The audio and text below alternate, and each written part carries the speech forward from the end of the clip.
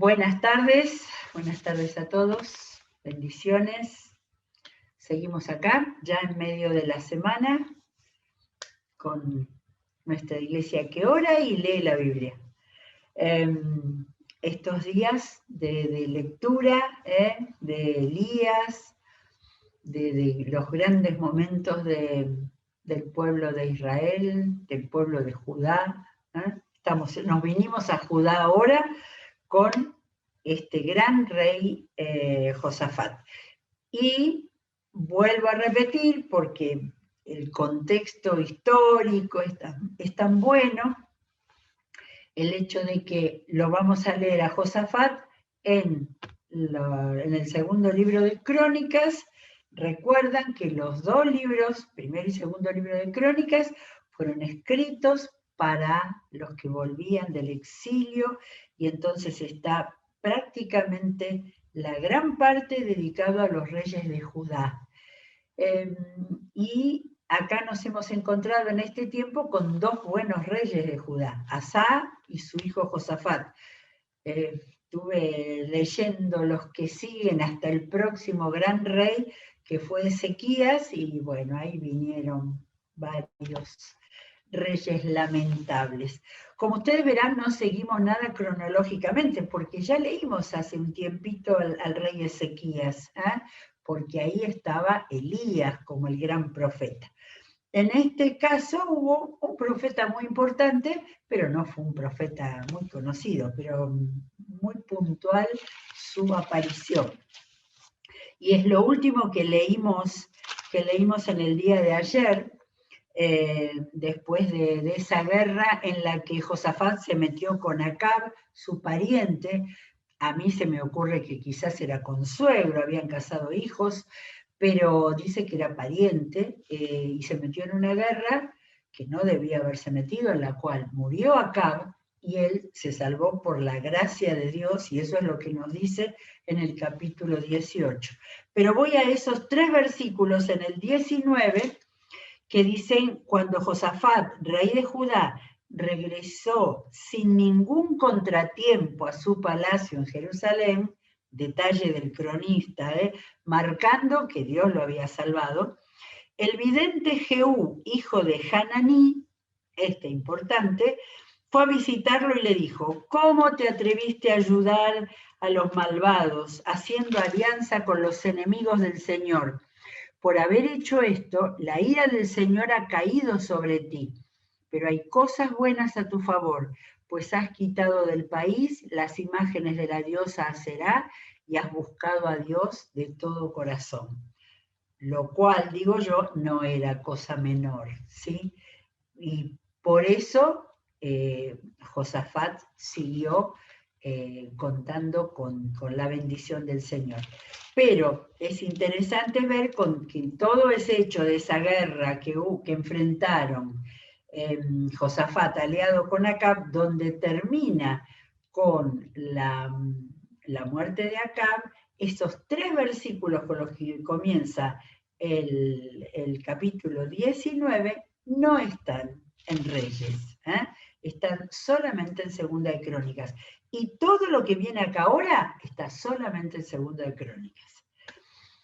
Versículo 4 al 11, para prestarle muchísima atención, capítulo 19. Josafat se estableció en Jerusalén, pero volvió a visitar al pueblo. Escuchen esto, volvió a visitar al pueblo.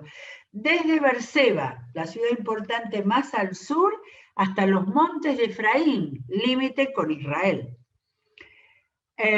Para hacerlo volver al Señor, Dios de sus antepasados. Ya había hecho recorrer a todos los levitas, los sacerdotes, por el pueblo, haciendo conocer la ley del Señor. Acá volvió a visitar al pueblo, y en cada una de las ciudades fortificadas de Judá nombró jueces y les advirtió. Miren cómo enseñó a los jueces: tengan mucho cuidado con lo que hacen, pues su autoridad no proviene de un hombre, sino del Señor, que estará con ustedes cuando impartan justicia.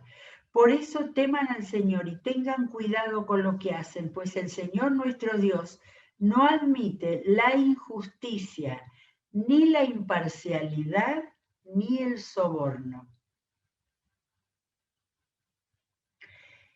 En Jerusalén, versículo 8, Josafat designó también a levitas, sacerdotes y jefes de las familias patriarcales de Israel para que administraran la ley del Señor y resolvieran pleitos. Administraran la ley del Señor y resolvieran pleitos. Estos vivían en Jerusalén, todos esos nombrados. Josafat les ordenó: ustedes actuarán con fidelidad e integridad bajo el temor del Señor. Cuando sus compatriotas vengan de las ciudades y sometan al juicio de ustedes casos de violencia o algún otro asunto concerniente a la ley, los mandamientos, los estatutos y los juicios, ustedes les advertirán que no pequen contra el Señor, para que su ira no caiga sobre ustedes y sobre ellos. Si así lo hacen, no serán culpables. Esto vendría a ser la Corte Suprema de Justicia. El sumo sacerdote Amarías los orientará en todo asunto, presidente de la Corte Suprema de Justicia, en todo asunto de carácter religioso, mientras que Zebadías, hijo de Ismael, que es el jefe de la tribu de Judá, los hará en todo asunto de carácter civil. Por supuesto que esta es una traducción muy moderna, porque ahí abajo dice que literalmente sería en todo asunto de Dios, lo que dice de carácter religioso de Dios, y lo que dice acá en todo asunto de carácter civil, en todo asunto del rey. Así de simple. Las cosas de Dios había magistrados y en las cosas civiles, o sea, las cosas del reinado, del gobierno, a cargo de este señor Zebadías. También los levitas estarán al servicio de ustedes. Anímense y manos a la obra. El Señor estará con los que actúan bien. Tuve una revelación, cuando leí esto, y es que en nuestro país, muchas veces y generalmente, un grupo de pastores va a visitar a un presidente cuando asume, y también pasa muchas veces en las municipalidades, en los gobernadores. Ha sido bien visto en nuestro país. Les regalan una Biblia y oran por ellos, ¿sí? Muchas veces lo hemos en nuestras comunicaciones internas, eso lo hemos visto. Ahora, por favor, pastores que hacen eso, lleven este pasaje de Josafat, porque esto es lo que los tienen que instruir, para que hagan las cosas obedeciendo a las leyes de Dios y obedeciendo a las leyes propias del gobierno. Es extraordinario, y la palabra tiene que ser: el Señor estará con los que actúen bien. Qué distinto sería nuestro país y nuestro mundo si se hiciera caso de esto. Maravilloso este rey Josafat. Llegamos al 20 y acá tenemos un acontecimiento muy, muy conocido, se ha leído en muchas grandes reuniones de nuestra iglesia. Estaba también en la guía de oración para el día de oración de ayuno por nuestro pastor.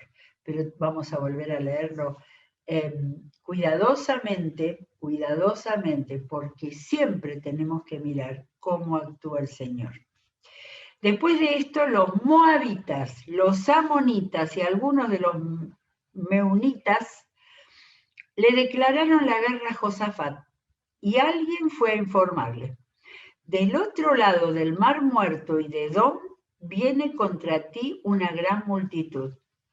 Ahora están en Hasesón Tamar, es decir, en Engadi. Engadi era una ciudad que había pegadita al Mar Muerto, más o menos en la mitad del Mar Muerto estaba Engadi. De manera que los amonitas y los moabitas vivían del lado este del Mar Muerto, habían ido hasta el sur y empezaban a subir hacia Jerusalén. Y entonces el aviso es que estaban ya a mitad de camino, desde sus tierras hasta Jerusalén. Atemorizado, Josafat decidió consultar al Señor y proclamó un ayuno en todo Judá.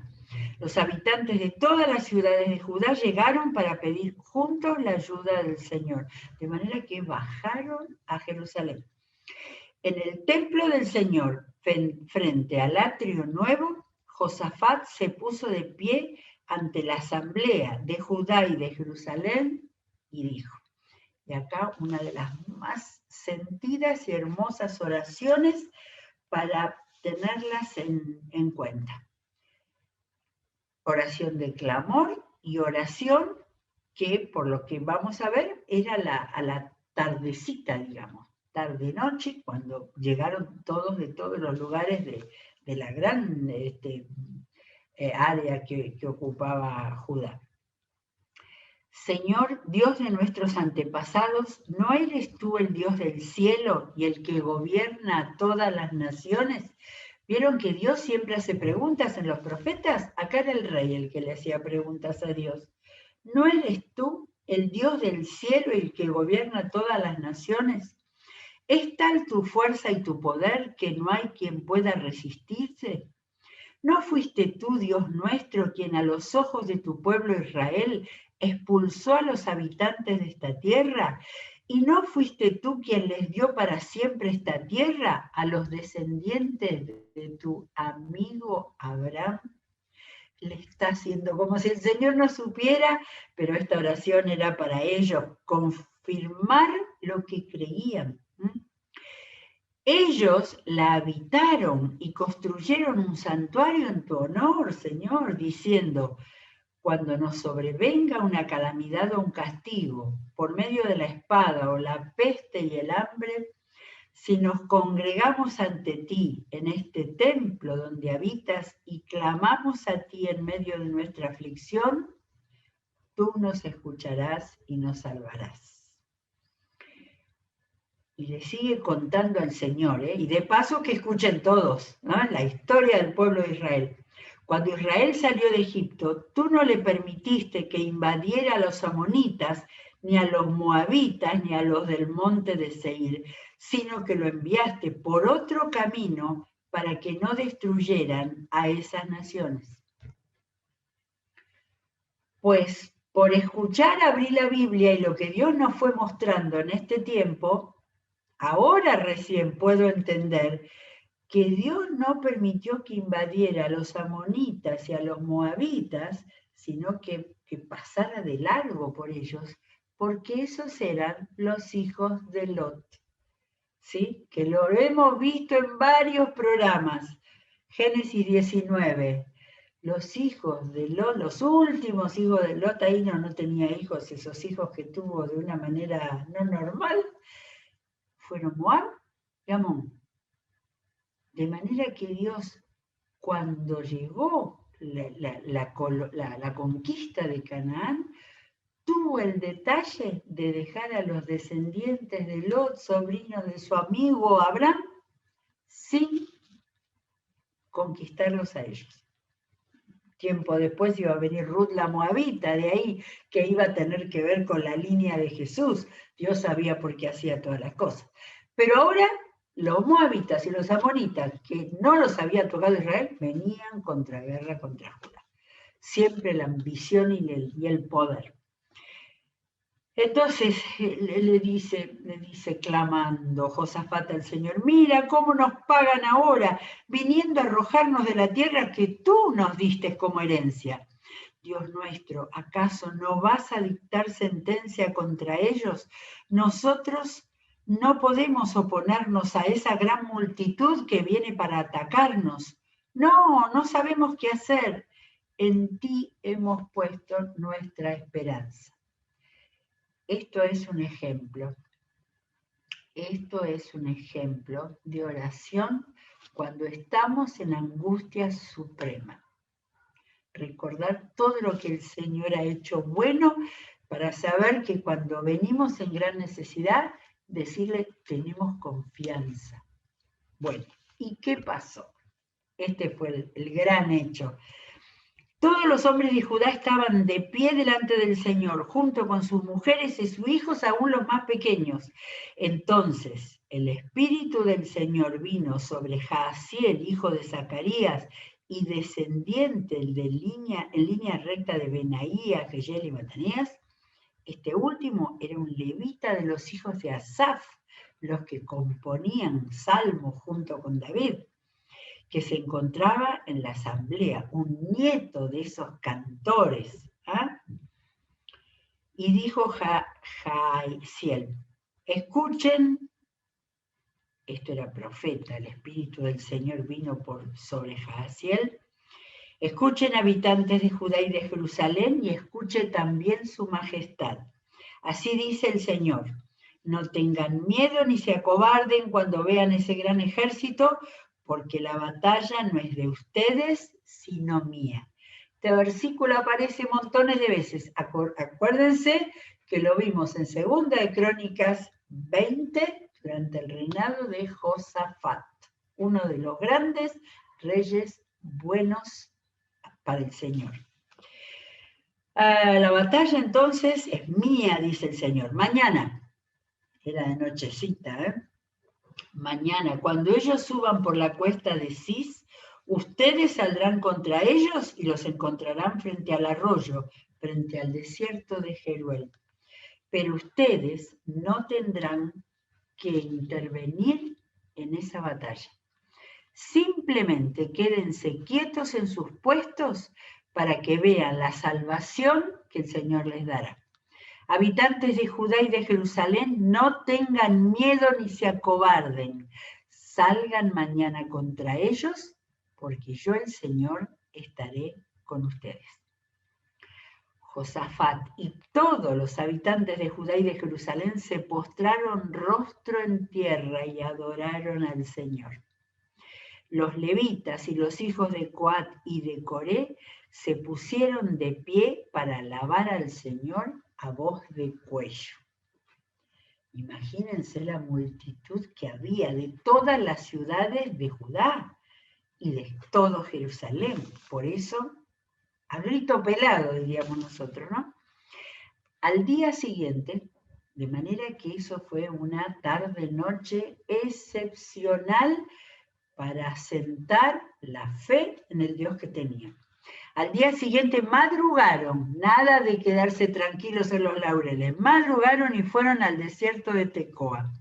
Mientras avanzaban, Josafat se detuvo y dijo, habitantes de Judá y de Jerusalén, escúchenme, confíen en el Señor y serán librados, confíen en sus profetas y tendrán éxito.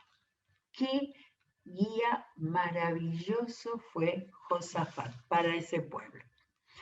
Después de consultar con el pueblo cómo iba a ser la estrategia, ojo este rey, consultó con el pueblo, democrático total. Josafat designó a los que irían al frente del ejército para la batalla, no, para cantar al Señor y alabar el esplendor de su santidad con el cántico, den gracias al Señor, su gran amor perdura para siempre. Hay 2 salmos que tienen esto, en cada frase después repita, el que me acuerdo es el 136. En Reina Valera dice, porque para siempre es su misericordia, y a él, la NBI dice, su gran amor perdura para siempre. Versículo 22. Tan pronto como empezaron a entonar este cántico de alabanza, el Señor puso emboscadas contra los amonitas, los moabitas y los del monte de Seir, que habían venido contra Judá, y los derrotó. Aún tenemos la indicación de qué hizo Dios, que dijo esta batalla es mía. Lo que hizo, los puso unos contra otros y los derrotó.